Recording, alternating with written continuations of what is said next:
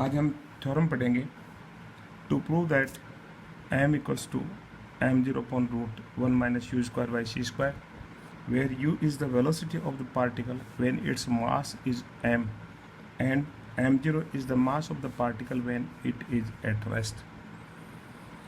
अर्थात यदि किसी पार्टिकल को हम गतिशील अवस्था में देखें तो उसकी गतिशील अवस्था में यदि वेलोसिटी u है और स्थिर अवस्था में उसका मास m0 है, तो गतिशील अवस्था के अंदर उसका मास जो होता है स्मॉल m वह है m0 upon root 1 minus u square by C square के इक्वल होगा। u c से हमेशा कम होता है, इसलिए ये राशि 1 से कम आएगी, 1 में से घटेगा और भी 1 से छोटी राशि रूट करेंगे तो इसका मतलब ये रहा कि जैसे 1/2 हो यहाँ पे तो 2 से मल्टीप्लाई हो जाएगा, 2 into m0 equal to m। Means गतिशील अवस्था में मास बढ़ जाता है। यदि कोई भी पार्टिकल गतिशील अवस्था में है तो उसकी गतिशील अवस्था में जो मास बढ़ जाता है और ये डिपेंड करता है उसकी वेलोसिटी पर। जितनी वेलोसिटी बढ़ाएंगे, मान लीजिए वेलोसिटी को बढ़ा करके c के बराबर कर दिया हमने, तो u इक्वल्स टू c होने पर ये 1 हो जाएगा, 1 माइनस 1 0 हो जाएगा, 0 में इनफाइनाइट, नीचे इनफाइनाइट आ जाएगा,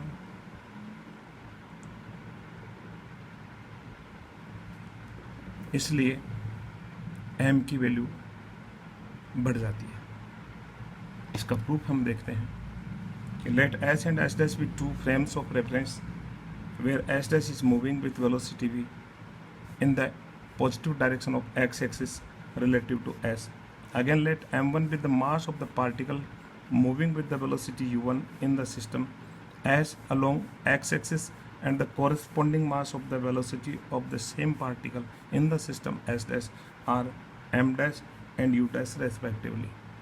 मान लिया दो रेफरेंस फ्रेम है s और s डैश, जिसमें s डैश फ्रेम x अक्षीय दिशा में s के सापेक्ष v वेलोसिटी से गतिशील है। अब किसी पार्टिकल जो कि मोशन में है उसका मास s फ्रेम में मान लिया m1 है और उसकी वेलोसिटी मान ली u1 है, और इसी प्रकार से s डैश फ्रेम में उसका मास m डैश है और वेलोसिटी u डैश है। डैश फ्रेम में हमने डैश लगा के इसको रिप्रेजेंट किया है। 3 हम कोफिशिएंट लेते हैं, कांस्टेंट हैं बीटा, दिस इक्वल टू माने हमने beta equal to 1 upon root 1 minus v square by C square. इसमें वी जो वेलोसिटी है वो एस डैश फ्रेम की एस के सापेक्ष है। बीटा 1 हमने इसको लिया है 1 upon root 1 minus u1 square upon C square. ये u1 जो है पार्टिकल की वेलोसिटी एस फ्रेम में है।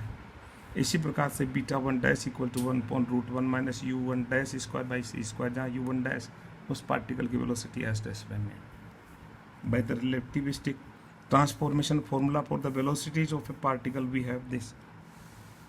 हमने पहले पढ़ा है कि relativistic transformation formula for velocity ये होता है u1 equal to u1 dash plus v upon 1 plus u1 dash v by C square.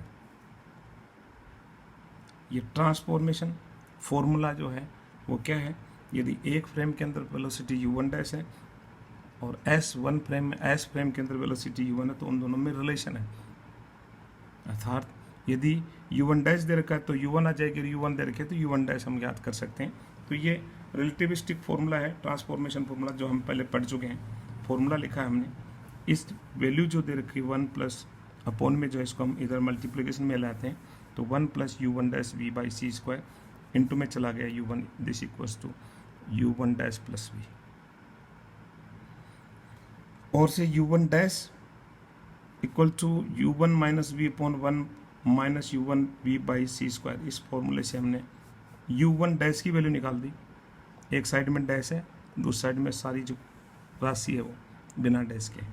u1 dash equal to, इसी को u1 डैश पद एक साइड में लेकर के हमने कॉमन कर लिया u1 डैश, और बाकी उधर ले गए, तो इससे हमारे पास ये रिजल्ट आ गया u1 dash equal to this. u1 dash की हमने वैल्यू निकाली और अब इसको बीटा 1 डैश से हमने मल्टीप्लाई कर दिया। बीटा 1 डैश इक्वल टू है 1 upon root 1 minus u1 dash square by C square. इसको और u1 डैश को हमने मल्टीप्लाई किया तो beta 1 dash into u1 dash this equal to आ गया u1 माइनस v बाई, ये जो टर्म पहले से पड़ी थी वो पड़ी है, और बीटा वन डैश के अंदर नीचे रूट के अंदर है 1 minus you one dash square by C square, ये नीचे आ गई। रूट को हमने 1/2 पावर के रूप में लिख दिया। And this equal to u one minus we upon 1 minus you one we by C square. ये जो राशि है 1 minus you one dash square by C square की पावर 1/2, इसकी वैल्यू हमने फ्रॉम फर्स्ट जो हमने ये निकाला है, इससे हमने यू वन डैश की वैल्यू इसमें रख दी, उससे रिजल्ट आ गया 1 माइनस 1/c स्क्वायर पड़ा है। यू वन डैश का स्क्वायर है, यू वन डैश का स्क्वायर मीन्स दिस स्क्वायर, इसकी वैल्यू हमने यहाँ पर पुट कर दी। थोड़ा सोल्व किया, beta one dash you one dash equal to आ गया C minus C into you one minus we upon root C square into 1 minus you one we by C square whole square minus you one minus V whole square. And this equal to u one minus we upon root C square का यहाँ से common लिया, ऊपर बाहर निकल के cancel हो गया सी, और ये वैल्यू आ गई। नीचे जो दे रखी है वैल्यू, ये बीटा वन और बीटा वन डैश बीटा और बीटा वन का मल्टीप्लिकेशन है। यदि बीटा और बीटा वन का मल्टीप्लाई करेंगे तो इसके बराबर माना जाएगा, इसलिए इसकी जगह हमने बीटा इंटू बीटा वन लिख दिया। यू वन माइनस वी पहले से ही पढ़ा है, और हमारे पास ये रिजल्ट आ जाता है beta one dash you one dash by beta one this equal to beta into you one minus v. इसको हमने इक्वेशन नंबर 2 कह दिया। अब थोड़ा आगे बढ़ें। Now if there are a member of such particles moving along x-axis such that their masses and the momenta are invariant in the system as such that summation of m1 this equal to constant and summation of m1 u1 equal to constant। summation of m1 means है कि जितने भी particle उन सबका मास है वो constant रहेगा, और m1 u1 मोमेंटम होता है, तो समेशन ऑफ मोमेंटम से भी पार्टिकल्स का भी कांस्टेंट रहता है। ये मास कंजर्वेशन ला है, संवेग संरक्षण मोमेंटम कंजर्वेशन का नियम है, और ये मास का नियम है। ये दोनों कांस्टेंट रहेंगे since v and b are same for every particle, क्योंकि v फ्रेम के सापेक्ष में फ्रेम की वेलोसिटी है, एंड बीटा इसी के अंदर आ रहा है, बीटा के अंदर v और c है केवल, और उन्हीं का यूज हुआ है, इसलिए दोनों कांस्टेंट होने के कारण से ये दोनों हर पार्टिकल के लिए सेम रहेंगे।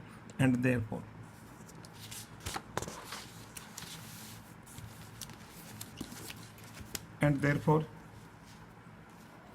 summation of m1 beta into v equal to constant and summation of m1 u1 beta equals to constant।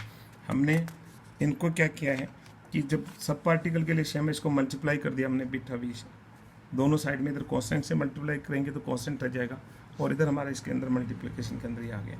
नीचे दूसरी जो हमारी जो इक्वेशन थी summation momentum constant m1 u1 beta से मल्टीप्लाई कर दिया, बराबर कांस्टेंट रहेगा। And on subtracting v gets, एक में से दूसरे को हमने घटा दिया, इसमें से दूसरे को घटाए तो m1b दोनों में कॉमन आ गया, ऊपर v बच गया माइनस u, तो u1 माइनस वी हमारे पास दिस इक्वल टू कांस्टेंट। एक में से दूसरे को हमने घटा दिया, घटाने से हमारे पास ये इक्वेशन आ गई। और अब beta into u1 minus v, इसकी वैल्यू हमने पहले निकाली है इक्वेशन नंबर 2 में।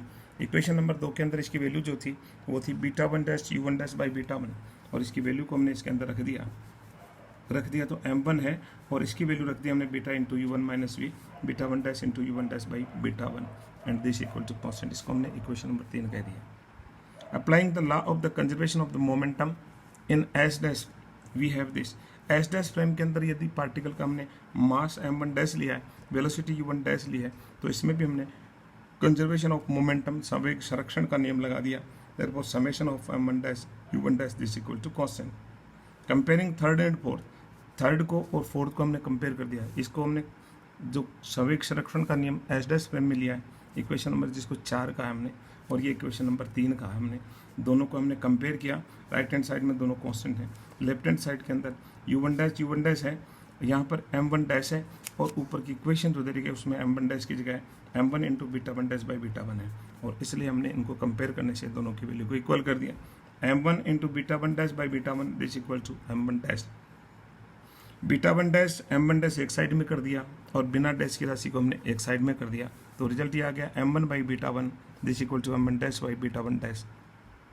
दोनों जब रेशियो इक्वल हैं तो हमने इसको m0 कह दिया, मान लिया हमने कि दोनों रेशियो m0 के बराबर हैं।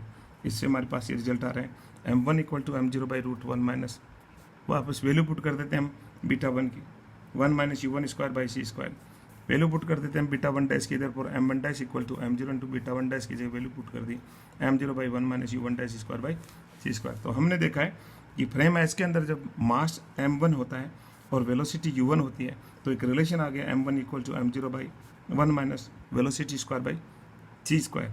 इसी तरह से यदि एस डैश फ्रेम की बात करें M one dash this equal to M zero by root one minus you one dash square by C square. तो जिस फ्रेम में जो वेलोसिटी है उसी फ्रेम का जो मास है वो यहाँ पर है, जिस फ्रेम में जो वेलोसिटी उसी फ्रेम का मास है। इसलिए मैं अब m1 की जगह m लिख देता हूँ और u1 की जगह मैं u ले लेता हूँ। This prove that if a particle of mass m, यदि पार्टिकल का किसी फ्रेम में मास m है, is moving with velocity u, velocity u से मूविंग कर रहा है, गतिशील है relative to the system, then m equal to M zero by root one minus u square by C square. If u is very very less then c, then m equal to M zero. यदि u की value c की तुलना के में यदि बहुत कम है, मीन्स u की वैल्यू यदि जीरो कर दें नीचे 1 आ जाता है, 1 minus zero means m equal to M zero. अर्थात यदि u यानी गति यानी वेलोसिटी बहुत कम है, वेलोसिटी जीरो है, तो दोनों मास इक्वल होंगे और जैसे जैसे वेलोसिटी बढ़ाते जाएंगे वैसे वैसे इसकी वैल्यू बढ़ती जाएगी और यहाँ पर जब वैल्यू बढ़ेगी डिफरेंस बहुत कम आ जाएगा। डिफरेंस बहुत कम आ गया, जैसे 1/1000 मल्टीप्लिकेशन ऊपर चला जाता है and therefore m equal to 1000 into M zero means जो मास स्थिर अवस्था का है उसका 1000 मल्टीप्लाई करें तब मास जो गतिशील अवस्था का उसके बराबर आता है। तो जैसे जैसे वेलोसिटी बढ़ती जाती है वैसे वैसे गतिशील अवस्था में मास जो होता है पार्टिकल का बढ़ता जाता है। Thank you.